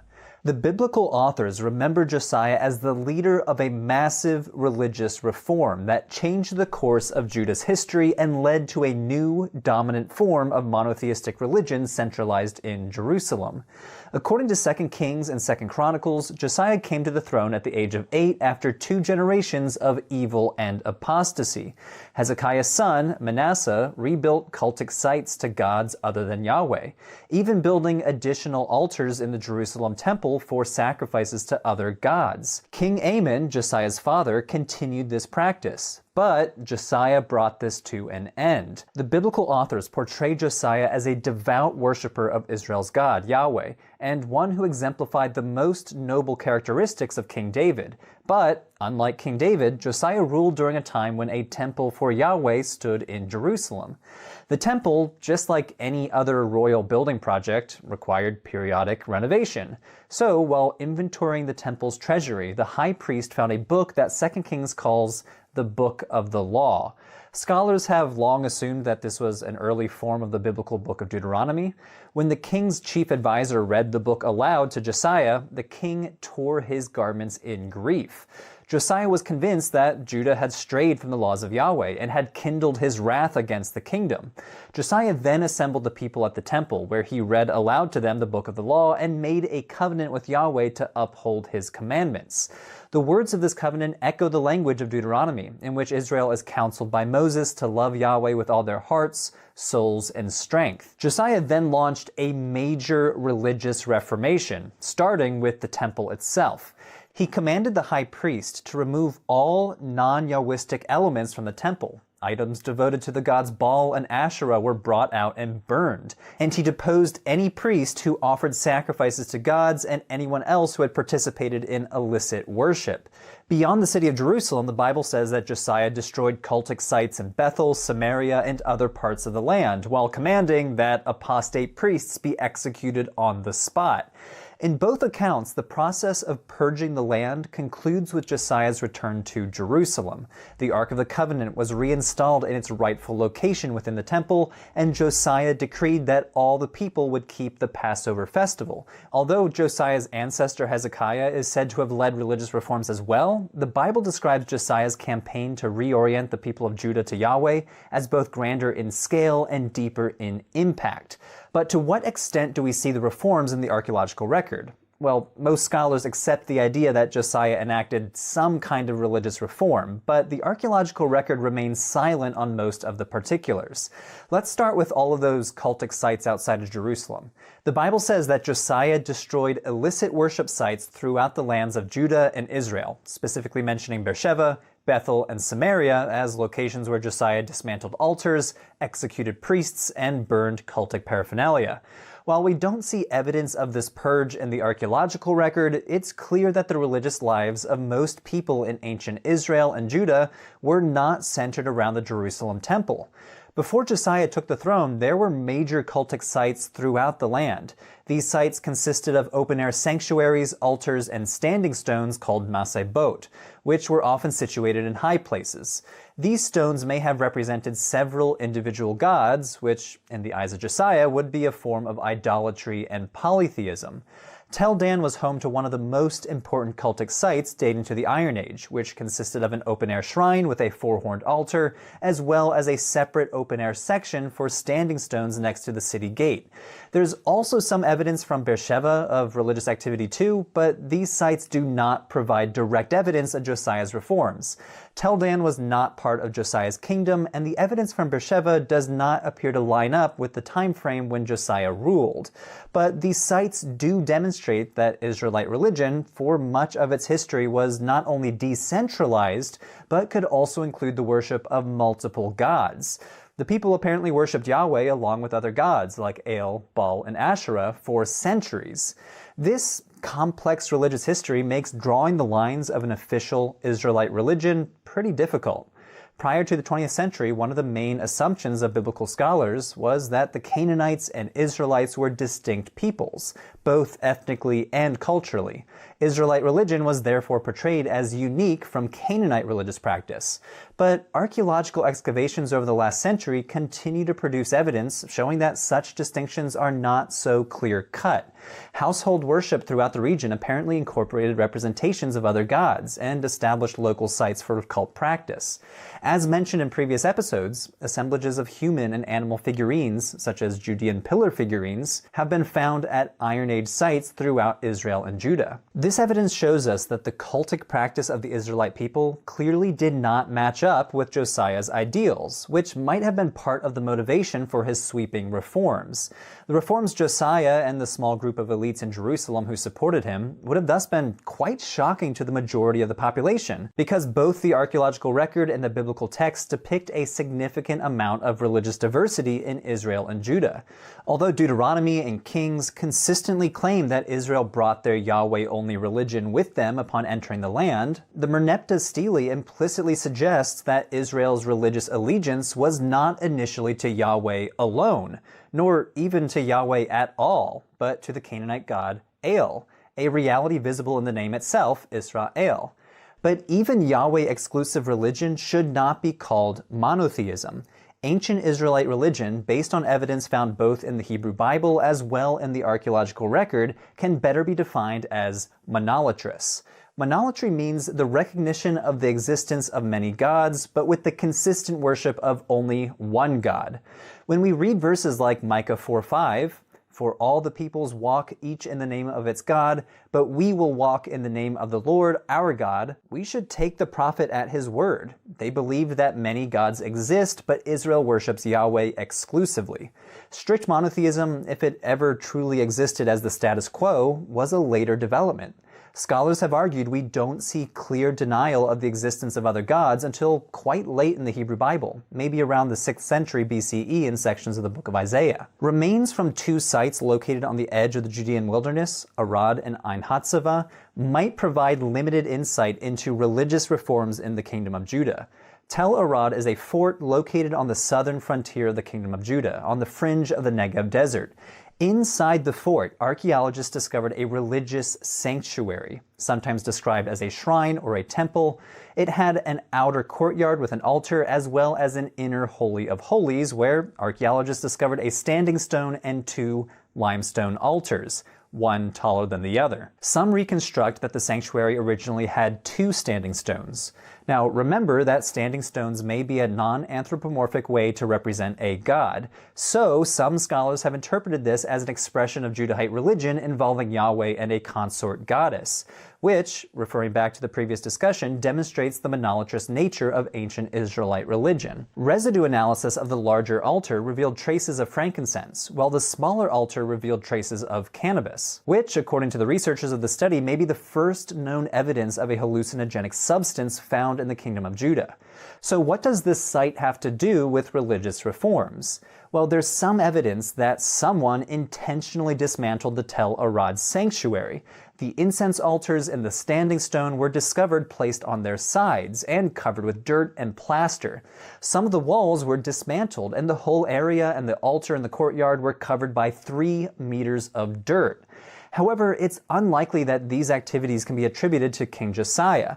The whole sanctuary apparently was dismantled in the 8th century, well before Josiah's reign. Some archaeologists thus suggest that this might be evidence for religious reforms under King Hezekiah instead. Further southeast at Ein Hatzavah, archaeologists have uncovered an assemblage of smashed cultic pottery vessels that appear to have been intentionally shattered. But overall, evidence to demonstrate that these items were destroyed at the command of King Josiah is lacking. What is known is that Judean royal seals changed in the 7th century, following the period of Josiah's rule. In the preceding era, these markers of royal property and official correspondence bore images and symbols associated with the types of cultic practice that Josiah sought to destroy. By the late 7th century, the majority of seals lacked such iconography, which might indicate that Josiah's reforms succeeded on some level. Josiah is remembered by the biblical authors as a king who had no parallel, either before or after his reign. Josiah's intentions for religious reforms aligned with the hopes of the biblical authors that scholars today call Deuteronomists, a group who sought to limit local religious differences and encourage a centralized form of Yahwism based in Jerusalem. With such acts of centralization, the theologies and cultic practice outside of Jerusalem were subsumed by a more dominant royal theology and religious practice. Through the cross-examination of textual and archaeological evidence, we can see that biblical texts by and large enunciate a specifically Judahite Yahwism that matured right before, during, and after the Babylonian exile. But despite going down in history as one of the greatest kings of Judah, he met an untimely death. The young Josiah inherited a kingdom during a period of Neo-Assyrian decline. A century before, the Assyrian Empire destroyed Judah's northern neighbor, Israel, and later destroyed many of Judah's fortified cities under King Hezekiah. While Judah regained some level of economic and political stability after this, during Josiah's reign, Judah found itself in the familiar position of being sandwiched between warring superpowers. In 609 BCE, the Egyptians and Assyrians engaged in battle together against the advancing Babylonian armies north of Judah. Although much remains unknown about this fight, it appears that the Assyrians were trying to protect their western territories. The biblical sources indicate that Josiah rode north from Judah and that upon meeting the Pharaoh at Megiddo, he was killed. But the Bible details the last moments of Josiah's life and indicates that his body was returned to Jerusalem for burial. Josiah's untimely demise resonates in some ways with his unexpected rise to power at such a young age, and likely contributed to the memory of this child king as a great reformer and proponent of Yahwism. But despite Josiah's reforms, less than a century after these events, Jerusalem would fall to the Babylonian armies of Nebuchadnezzar, the punishment for the people for their apostasy. Stay tuned for the next episode, The Fall of Jerusalem.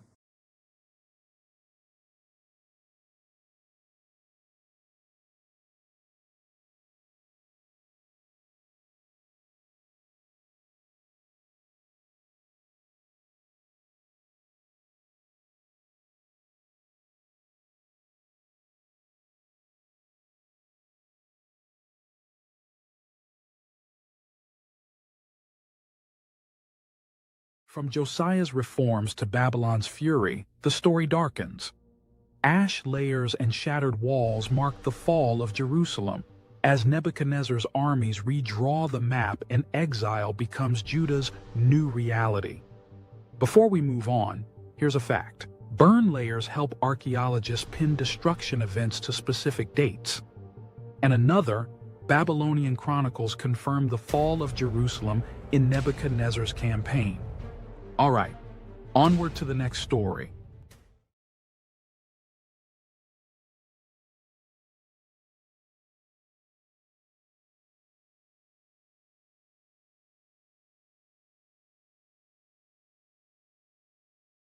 "586 BC, the year that the kingdom of Judah fell." How did we get here? During the 8th century, the kingdom of Judah had shown itself to be a good and loyal vassal to Assyria. They were doing what they were told, recognizing Assyria's superiority and paying any tribute. The northern kingdom of Israel, on the other hand, had just tried and failed to rebel against Assyria in 720 BC. 20 years later, King Hezekiah of Judah then tried his own rebellion against Assyria and failed. Sennacherib, king of Assyria, retaliated, wiping out most of the kingdom of Judah. All the major cities and some smaller ones were destroyed. Basically, only Jerusalem was left. The lesson the Assyrians wanted the Israelites to learn was, pay your imperial taxes and tributes, or else. The next few decades were relatively quiet. Hezekiah's son Manasseh took over and ruled for 55 years. While the books of 1st and 2nd Kings give him a bad reputation, claiming he committed all manner of religious sins against God, what the Bible does not mention is that he rebuilt Judah, in large part thanks to being a loyal Assyrian vassal, paying his taxes and tributes. Same with his son Amon and his grandson Josiah. However, problems at home caused the Assyrians to withdraw and focus on a new threat: Babylon. The Neo-Babylonian Empire toppled Assyria and became the new superpower on the block. But the kingdom of Judah did not learn their lessons from the 8th century. Like Hezekiah before him, Zedekiah, the current king of Judah, failed to pay tribute to the new superpower, prompting the Babylonians to invade Judah in 586. But this time the kingdom did not survive. The Babylonians destroyed Jerusalem and the Temple of Yahweh. They killed Zedekiah's sons, took Zedekiah off into exile, and deported a huge chunk of the population. This was the end of the kingdom of Judah. 2 Kings 25 describes in grim detail how the Babylonian captain of the guard destroyed the city. "And he burned the house of the Lord, and the king's house, and all the houses of Jerusalem. Every great house he burned down." So what archaeological evidence is there for this attack? Well, as 2 Kings 25 suggests, the main evidence in Jerusalem are houses, specifically houses of the wealthy elite of Jerusalem.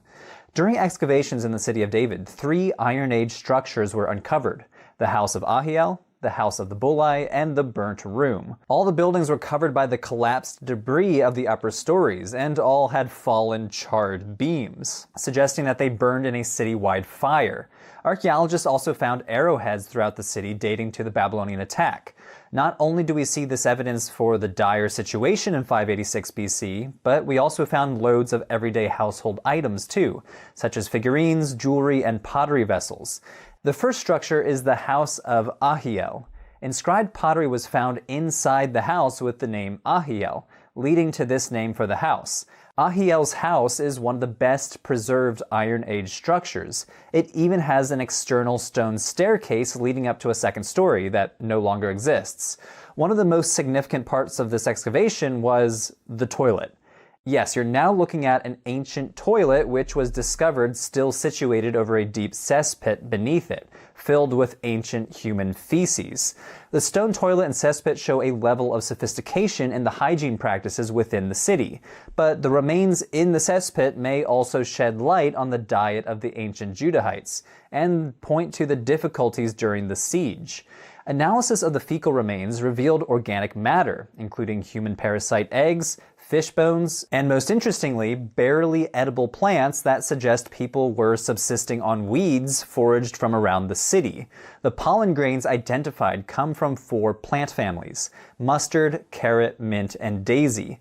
These likely originated from uncultivated salad greens and spices, But what is notably lacking are cultivated plants typically found in diets, like wheat and barley. This might indicate how desperate the situation was for them during the Babylonian attack. They were barely surviving and forced to eat whatever they could find around the city. The second site is the so-called burnt room. It also bears the hallmarks of destruction. Archaeologists discovered a layer full of charred remains, including carved wooden furniture and a small ivory statue of a woman in an Egyptian-style wig. The craftsmanship is very high quality and suggests that the members of this household were rich enough to afford luxury items like furniture and ivory statues. Next is the House of the Bulli. Only a small part of the House of the Bulli was uncovered underneath a thick layer of burnt debris. However, archaeologists found within the remains iron arrowheads as well as pottery vessels, stone weights, and most notably, a collection of more than 50 fingernail-sized clay ceilings called bulli. Bulli are small clay discs that were impressed with a stamp to mark an official document. These were used as proof of a document's authenticity in a bureaucratic system. In this case, the bulli were preserved when the house burned down, burning up the documents but leaving the stamps behind for archaeologists to find thousands of years later. One in particular mentions a guy named Gamaryahu, son of Shaphan, a high official at the court of King Jehoiakim of Judah, who reigned during the first attack on Judah from Babylon. So from the evidence in the House of Ahiel, the House of the Bulli, and the Burnt Room, we get a picture of the wholesale destruction of Jerusalem, and the devastation even of the upper-class houses. But what happened next? According to the Bible, the Babylonians killed Zedekiah's descendants and took the king and more of the elites into exile as hostages. They left other non-elite people behind in Judah to fend for themselves. So part of the population was stuck in the ruined Judah, and the other part was taken back to Babylon, where they were mostly forced to settle all over the empire with other refugees. Those who were forced into exile lost everything: their homeland, family members, and were taken to a land they had never been to and did not speak the language. This event, called the Babylonian exile or Babylonian captivity, had a significant impact on Judahite identity. Big theological questions arose from this catastrophe. Had God abandoned his promises? Was God in control? Were the Babylonian gods more powerful? Basically, where was God and why had this happened? Books in the Hebrew Bible like Lamentations and Jeremiah wrestled with these questions. There's some archaeological evidence for these communities of Judean people who now lived in a foreign land under foreign rulers. This is an example from the so-called Al-Yahudu tablets, a collection of 200 tablets from a Judean community in Babylon called the Al-Yahudu community. These documents show that, basically, the exiled people were getting on with their lives. They were trading with the locals, dealing with legal cases with the locals, and paying taxes just like the locals. Back home, the former kingdom of Judah was now a Babylonian province called by the Aramaic name Yehud, and was firmly under imperial rule. Nothing much would have happened here without Babylonian approval. We don't know much about the archaeology of Yehud, but it seems that Jerusalem remained in ruins, had minimal habitation, and the temple was not rebuilt. So life was not great in Yehud, though it was continuing. Tune in next time to learn what happens next to the people of Judah. Hey everyone, that was the latest episode in Patheos' series, Excavating the History of the Bible. Click on the playlist on screen to catch up on the whole series.